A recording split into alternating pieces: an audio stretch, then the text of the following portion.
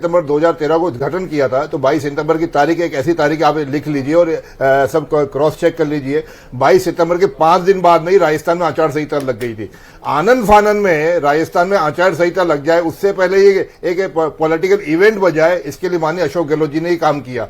और उस वक्त 22 सितंबर को तत्कालीन यूपीए की लीडर सोनिया गांधी जी को बुला के उसको उद्घाटन कराया, जबकि वास्तविकता ये थी कि रिफाइनरी के उद्घाटन करने से पहले, नींव रखने से पहले, प्रोजेक्ट को जनता के सामने या कंपनियों के सामने रखने से पहले 10 तरह की तो क्लियरेंस लेनी थी इनको, कि कोई वन विभाग की क्लियरेंस लेनी चाहिए, कोई पेट्रोलियम डिपार्टमेंट की क्लियरेंस लेनी थी।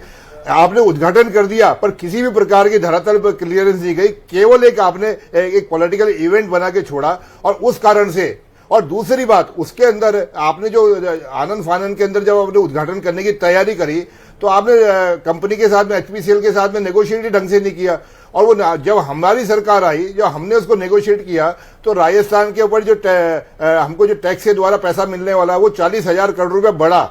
और आपने अभी उसी का परिणाम है कि अब जो रिफाइनरी का काम शुरू होगा और जिसका प्रति वर्ष हमको 3,900 करोड़ रुपए एक्स्ट्रा बेनिफिट होगा, और निश्चित रूप से 3,900 करोड़ रुपए के 3,938 करोड़ रुपए के ऐसे फिगर है प्रति वर्ष अगर राजस्थान की जनता को मिलता है तो मैं समझता हूँ बहुत बड़ी उपलब्धि है। तो आप ये क्यों कह रहे हैं कि वसुंधरा जी के शासनकाल के अंदर, वसुंधरा जी के शासनकाल में तो काम नहीं हुआ जितना भजनलाल जी की सरकार आने के बाद तेजी पकड़ी काम ने?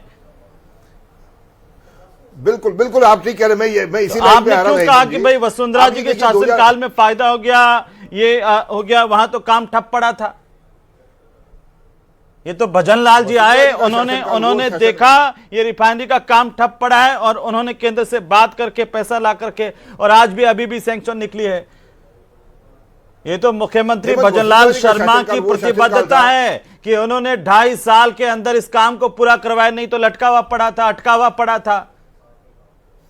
कलवानिया जी और हेमंत जी, आप पिछले 2.5 साल, हेमंत जी मैं एक लाइन को कंप्लीट कर दूं, फिर कलवानिया जी को पूरा मौका दीजिएगा। ये 2.5 साल का कार्यकाल ऐसा था जब माननीय मुख्यमंत्री भजनलाल जी जब बार बार हमारी राजस्थान की योजनाओं को लेकर दिल्ली जा रहे थे, तो ये भजनलाल जी के दिल्ली जाने पे, मुख्यमंत्री के दिल्ली जाने पे अठास लगा रहे थे, मजाक कर रहे थे। और आज देखिए बार बार माननीय मुख्यमंत्री भजनलाल जी के दिल्ली जाने का ही प्रभाव है कि 2.5 साल में ये योजना कंप्लीट हुई। और आज 21 अप्रैल, इस बारे में आपके चैनल के माध्यम से स्वीकार करना चाहूंगा कि इसका समय बहुत लेट हुआ है, समय बहुत लगा है और कॉस्टिंग भी बढ़ी, इसमें कोई दो राय नहीं है।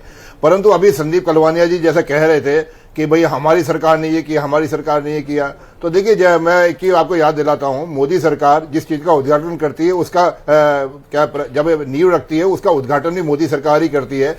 2018 में हमने इसके उद्घाटन की नींव रखी थी। नहीं, इसका जो नहीं, 2013 गलत बात है, गलत बात है। 2013 में, 2013 में जब आपने इसमें एमओयू किया था, भूमि का आवंटन किया था, भूमि का आवंटन किया था, उस समय आपने जब सरकार बदली राजस्थान में तो आपने क्यों रोका? आपकी राजस्थान की जनता को बताना पड़ेगा, क्योंकि जब सत्ता बदल गई, आप अपनी लोक कल्याणकारी योजना थी हमारी, राजस्थान प्रदेश की सबसे महत्वपूर्ण योजना थी जिसमें आप देखें, क्योंकि आप बताएं उसके बाद में आपने उसका विकास रोका और उसका नतीजा ये रहा, इसका नतीजा ये रहा कि जिसकी लागत 40,000 करोड़ 38,000 करोड़ रुपए थी वो आपने 80-90,000 करोड़ रुपए में, मगर आपके नियत में खोट था, आपके नियत में खोट था, आपके ये था कि कांग्रेस के शासन में लाई परियोजना है, इस वजह से नहीं होना चाहिए, इस रिफाइनरी को रोका गया। जब हमारी सरकार थी 2023 में,